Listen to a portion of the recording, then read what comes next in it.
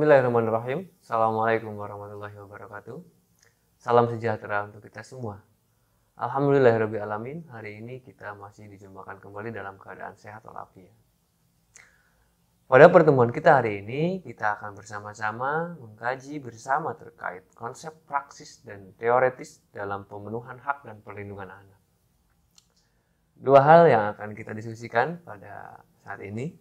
Yang pertama, terkait prinsip pemenuhan hak dan perlindungan anak.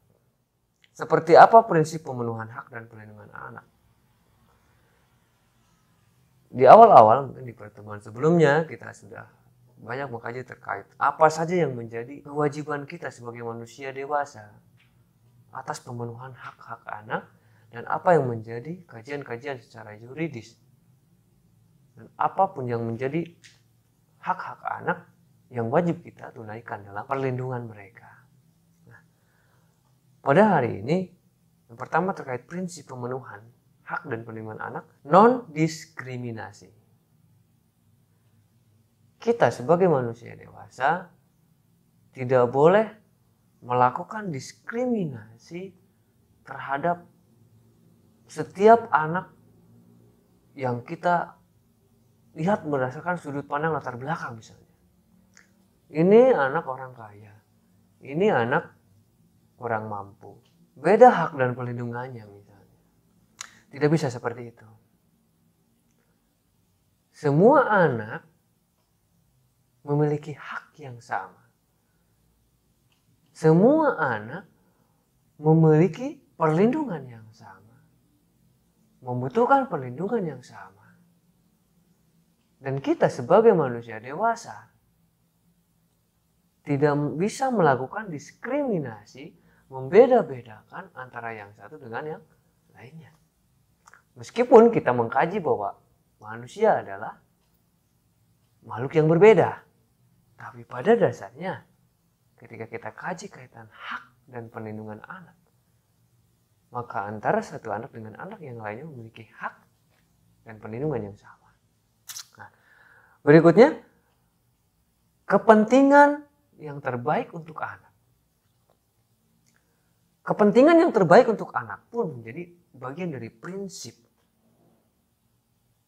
bagaimana kita memenuhi hak dan memenuhi atas perlindungan anak-anak atas dasar kepentingan yang terbaik untuk anak-anak.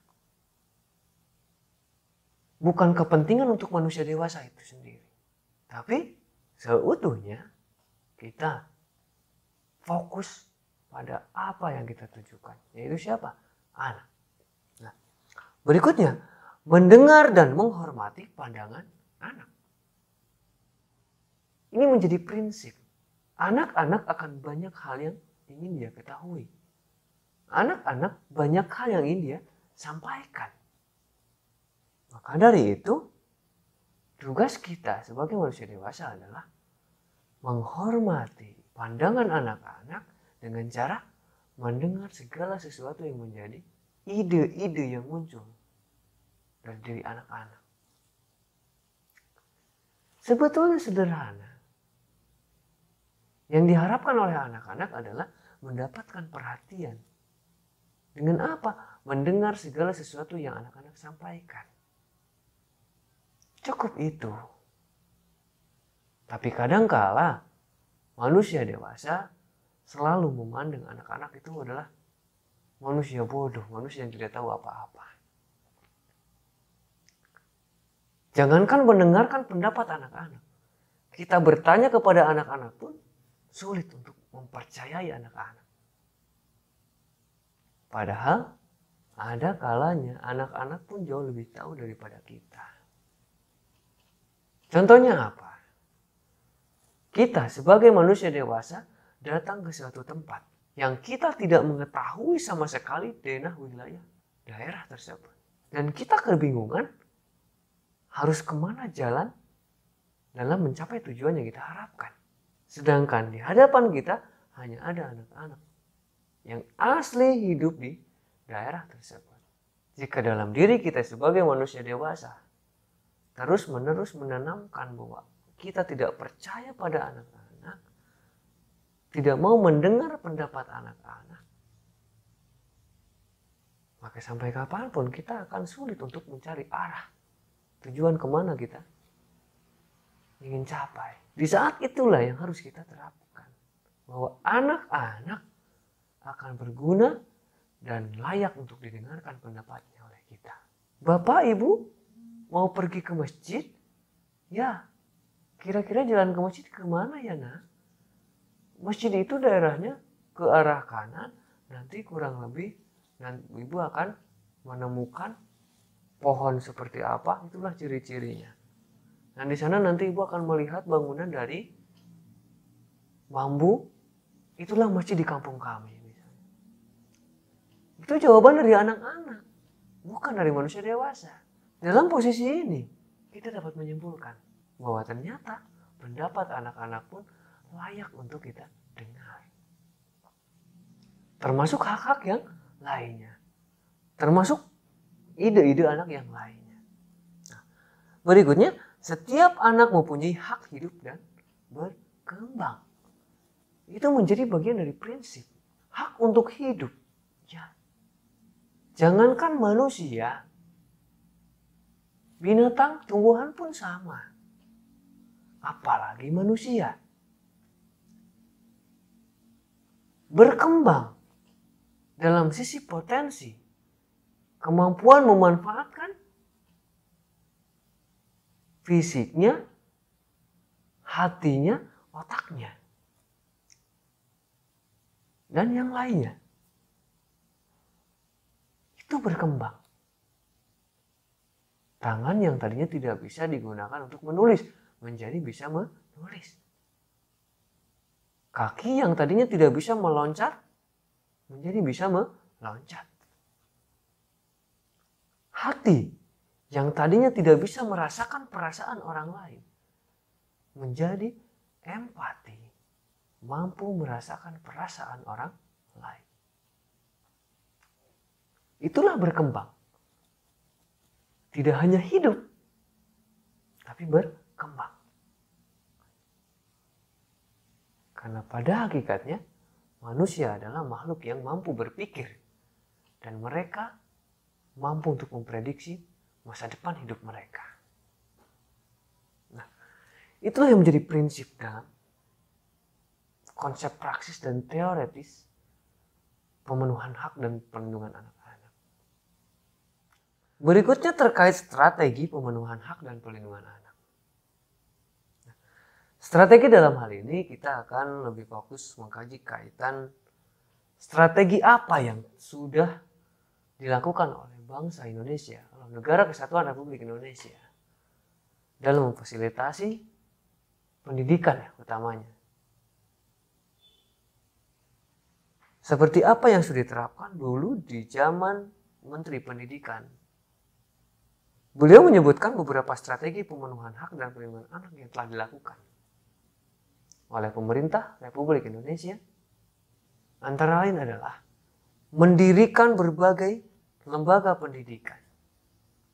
Dari mulai PAUD, kemudian SD, SMP, SMA, SMK, SLB, PKLK, dan lain sebagainya.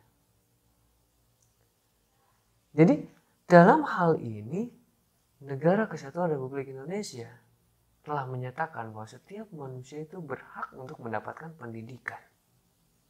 Dan Presiden Republik Indonesia menyampaikan wajib belajar 12 tahun. Berarti secara tidak langsung dengan dicetuskannya anak-anak berhak mendapatkan fasilitas pendidikan dan ada dicetuskannya wajib belajar 12 tahun. Secara tidak langsung, Negara Kesatuan Republik Indonesia wajib untuk memfasilitasi pendidikan formal untuk 12 tahun manusia Indonesia mendapatkan pendidikan. Berarti sampai ranah jenjang SMA, SMK. Dalam hal ini, data tersebut menunjukkan ada kurang lebih 4.299 sekolah baru di Indonesia. Dari mulai PAUD, kemudian SD, SMP, SMA, SMK, SLB, dan PKLK.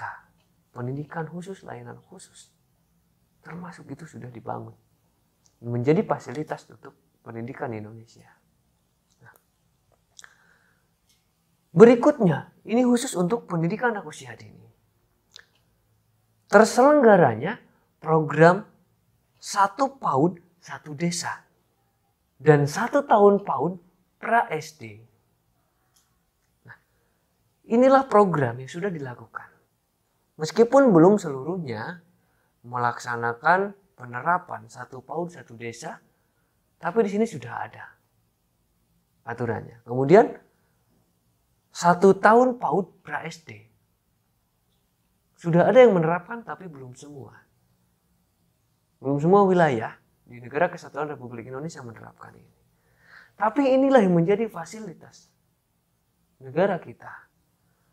Bahwa bangsa Indonesia ini berhak mendapatkan pendidikan. Dan inilah bentuk strategi pemenuhan hak dan perlindungan tersebut. Berikutnya, telah diselenggarakannya program Indonesia Pintar. Yaitu dalam bentuk bantuan uang tunai misalnya, ataupun dalam bentuk bantuan fasilitas pendidikan lainnya di sekolah. Sehingga bangsa Indonesia, masyarakat Indonesia yang dalam tataran ekonomi lemah masih tetap bisa mengenyam jenjang pendidikan yang layak. Nah, program Indonesia Pintar inilah yang sudah diterapkan di negara Kesatuan Republik Indonesia. Sebagai apa? Sebagai strategi pemenuhan hak dan perlindungan anak atas dasar pendidikan. Jadi bagi yang ekonomi kuat bisa mengenyam pendidikan, tapi bagi yang ekonomi lemah mereka sulit untuk mendapatkan pendidikan. Nah, dalam hal inilah ada program Indonesia Pintar. Yang tidak ada alasan lagi masyarakat Indonesia yang ekonomi lemah tidak bisa mendapatkan hak atas pendidikannya. Berikutnya, pemenuhan kebutuhan guru di Indonesia sudah mulai dioptimalkan intinya. Disampaikan dalam hal ini multi-grade dan multi-subject teaching. Berarti berbagai tingkatan ataupun satu guru bisa mendidik di berbagai jenjang ataupun multi-subject teaching. Multi siswa, jenjang usia. Tadi disampaikan multi-grade. Berarti satu guru dapat mendidik kelas 1, kelas 2, kelas 3, kelas 4, 5, 6. Kelas 7, 8, 9. 10, 11, 12. Itu memang sudah diterapkan. Tidak ada lagi batasan-batasan guru kelas rendah, guru kelas tinggi. Toh ini guru khusus kelas 7, ini guru khusus kelas 8, guru khusus kelas 9. Tapi grade. Seluruh guru bisa. Ataupun grade di sini bisa dikatakan sekolah yang rendah, sekolah yang sedang, sekolah yang kualifikasi tinggi. Dulu kita pernah dengar ada kualifikasi sekolah bertaraf internasional. Nah, di hari ini tidak ada lagi taraf seperti itu. Kenapa? Karena gurunya pun sudah diberlakukan untuk semua grade. Guru 1 ini bisa digunakan di sekolah yang bertaraf internasional, bisa digunakan di taraf nasional ataupun lokal, daerah dan lain sebagainya, itu semuanya sama. Bahwa kualitas guru itu baik dan optimal. Nah, berikutnya ada juga disampaikan pelaksanaan zonasi pendidikan. Memang banyak perseteruan, banyak penolakan. Seperti biasa. Mengapa pemerintah memberikan fasilitas pelaksanaan zonasi pendidikan. Yang pertama, tadi ingin menghilangkan istilah sekolah bertaraf high atau dengan istilah sekolah low, sekolah middle. Negara kita ingin menyatakan bahwa semua fasilitas pendidikan di Indonesia itu sama, baik intinya. Tidak ada grade antara yang baik, sedang, dan buruk. Tapi semua fasilitas pendidikan dinyatakan baik. Maka dari itu, anak-anak di daerah manapun tidak perlu mencari sekolah yang jauh. Tapi bisa melakukan pengambilan jatah bagiannya. Bisa sekolah di daerah tersebut. Nah, beberapa waktu yang lalu, ada keluhan-keluhan dari orang-orang pindahan. Saya KTP Bekasi misalnya. Ditugas kerjakan ke Tasikmalaya. Bagaimana nasib anak saya? Berarti anak saya tidak bisa sekolah di Tasikmalaya kalau begitu. Sebetulnya tidak sesulit itu. Tinggal dibuatkan surat bahwa orang tuanya pindah kerja ke Tasikmalaya dan anak-anaknya ikut ke Tasikmalaya. Maka dari itu fasilitasnya pun akan dipenuhi berdasarkan zonasi yang layak ditempuh atas pendidikan itu. Ya, jika memang tidak mendapatkan fasilitas seperti itu, ya berhak untuk mendapatkan hak itu. Masa iya juga orang tuanya di Tasikmalaya, anaknya masih SD harus mendapatkan pendidikan di Bekasi. Berarti tidak tuntas aturannya kalau seperti itu. Maka dari itu, sebetulnya tidak serumit yang kita bayangkan. Nah, kita tuntut saja hak kepada pemerintah bahwa kita adalah manusia Indonesia yang berhak mendapatkan pendidikan. Bukan hanya berhak, tapi mendapatkan perlindungan atas pendidikan itu. Dasar zonasi tersebut ada landasan hukumnya jelas. Yang pertama, Pancasila, sila kelima, yakni keadilan sosial bagi seluruh rakyat Indonesia. Nah, inilah upaya bahwa Negara Kesatuan Republik Indonesia ingin memberikan fasilitas kepada masyarakatnya melalui keadilan atas fasilitas mendapatkan pendidikan yang layak untuk seluruhnya. Berikutnya, Undang-Undang Dasar 1945. Pasal 31 ayat 1 bahwa setiap warga berhak mendapatkan pendidikan. Ini jelas ada landasannya. Berikutnya, Undang-Undang Nomor 20 Tahun 2003 tentang Sistem Pendidikan Nasional. Pasal 11 ayat 1. Pemerintah dan pemerintah daerah wajib memberikan layanan dan kemudahan serta menjamin penyelenggaraan pendidikan yang bermutu bagi setiap warga negara tanpa adanya diskriminasi. Ini jelas sekali. Tidak perlu dijelaskan kembali. Tinggal kita literat pada landasan-landasan yuridis tersebut. Kemudian, zonasi pendidikan sebagai pemerataan pendidikan. Untuk apa? Zonasi pendidikan di sini jelas sekali untuk mempercepat pemerataan pendidikan yang berkualitas. Jadi bangsa Indonesia ingin meratakan bahwa seluruh fasilitas pendidikan di Indonesia itu sama, berkualitas, baik. Hanya saja yang menjudge dan memberikan penilaian bahwa setiap sekolah itu berbeda-beda adalah masyarakatnya itu sendiri. Bukan sekolahnya memberikan penilaian, aku sekolah yang bertaraf baik, aku sekolah yang bertaraf sedang, aku sekolah yang bertaraf rendah. Bukan. Tapi masyarakat itu sendiri. Nah ini. Maka dilakukanlah sistem zonasi melalui penerimaan peserta didik baru. di setiap jenjang satuan pendidikan di Indonesia.